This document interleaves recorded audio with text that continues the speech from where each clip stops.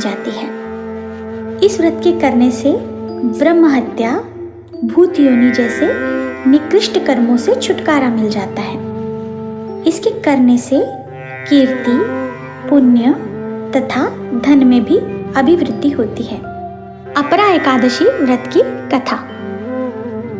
महिध्वज नामक एक धर्मात्मा राजा था, जिसका छोटा भाई वज्रध्वज बड़ा ही क्रूर, अधर्मी तथा अन्यायी था। अपने बड़े भाई से बड़ा द्वेष रखता था।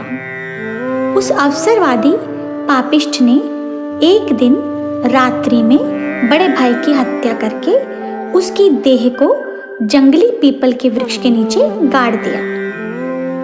मृत्यु के उपरांत वह राजा प्रेत आत्मा रूप में पीपल के वृक्ष से अनेक उत्पात करने लगा। अकस्मात एक दिन সকলের ওপর বর্ষিত হোক এবং আমাদের জীবন শান্তিতে ভরে উঠুক। এই অপরা একাদশী ব্রত পালন করলে সকল পাপ থেকে মুক্তি পাওয়া যায় এবং অক্ষয় পুণ্য লাভ হয়। ওম নমো ভগবতে वासुदेवाय।